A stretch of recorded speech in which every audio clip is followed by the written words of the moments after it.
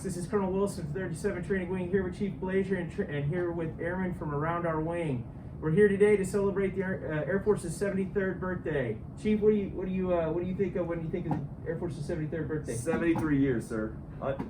You talk about dynasties. You talk about championships. You got the NBA playoffs going on right now. Some might say the Lakers are a dynasty. Celtics are in there in the mix, but 73 years of uncontested air power. But you know why we have that, sir? It's because these people around the table.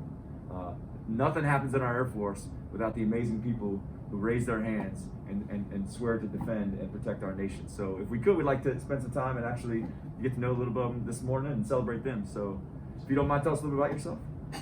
Yes, sir. I'm Sean Villarreal. I'm from IAFA. That's the Inter-American Air Force Academy. And I've been in the Air Force for 19 years. And 19? Yes, sir. Wow. Yeah. Awesome. I'm a curriculum developer, and I oversee the curriculum that gets delivered to our partner nation. Wonderful. Awesome.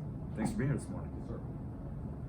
Hi, I am Sergeant Thea Charleston. I have been in the Air Force for 12 years. I am currently at the 37 Training Group as the Group Chief's exec, and I also am an instructor in the 343rd Training Squadron. Defender. Yes. Defender. Cool. Hi, I'm Warhawks. My name is Greg Pendleton. I'm actually the protocol officer here at the 37 Training Wing. I've been serving for the Air Force as a retiree for 22 years and currently serving as a civilian counterpart at actually 4 years. So when I think about the Air Force, I think a lot about camaraderie, the teamwork, and all the unit cohesion of what we do today. So happy birthday. Good morning, everyone. My name is Kristen Bear, and I've been with the Air Force for 8 years. I work for the 637 Training Group, which is the Defense Language Institute English Language Center.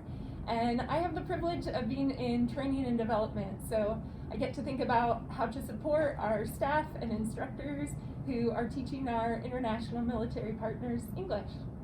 Fantastic. Thank you. Good morning, my name is Airmen Paul. I work in the 737 TRIS. I've been in for 4 years, almost 4 years.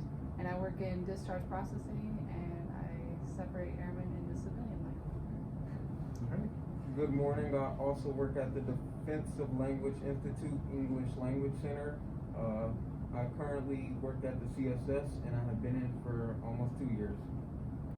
So Chief, I noticed you talked about air power dominance a little bit. Yesterday, the Secretary, the Chief of Staff, and the Chief Master Sergeant of the Air Force sent out their happy birthday Air Force and celebrated 73 years of service, and they talked about innovation, right? So, but there are many branches and sequels to 73 years, and so you mentioned air power dominance. I know that's what I think of when I think of the Air Force and 73 years. So if you think of air power dominance, you look at our Airman's Creed, it says a tradition of honor and a legacy of valor. That tradition means over a long period, uninterrupted, sustained period, and that valor is, think of combat. We think of combat power, we think of bringing combat power. When I was a kid, and I was maybe not even in my teens, I remember Operation Desert Storm, and we almost single-handedly won that war with air power. And then we think of Kosovo, and we almost single-handedly won that conflict with air power.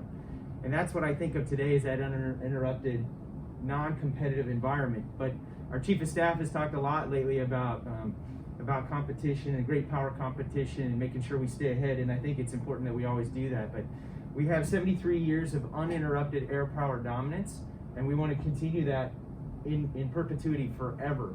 And so, we think about, okay, 37 Training Wing, how is it that you've contributed to air power dominance?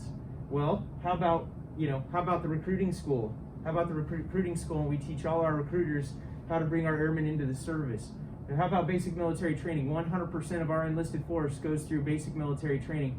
And then our tech training, right? So I saw a meme yesterday that said, "Happy birthday, Air Force," and it was an AC-130 Spectre gunship spitting fire, right? And I thought about that airframe, and I thought about how those trainees got into the service. I thought about how once they got into the service, 100% of that enlisted air crew that was in there, that was in that aircraft spitting fire, came through the 37 training wing. And I thought about tech training. I said, how about every enlisted aviation member that goes through the 37 Training Group and the 344 Training Squadron through our Aircrew Center of Excellence was sitting in that thing, and I said, That's air power right there. That's uninterrupted air power dominance. So we touch everything that you can possibly think of. There's not one topic when it comes to 73rd birthday that you can think of that the 37 Training Wing isn't right in the middle. Little effort of everybody supporting and doing their parts to be able to enable us to be that level that our nation expects for 73 years. And so one thing I think about too is, I talked about the dynasty. So a lot of times you walk into facilities and everybody sees trophy cases. You ever seen trophy cases? Like in high school, did you have, I don't know how good your high school was in sports, but you see those trophy cases, right?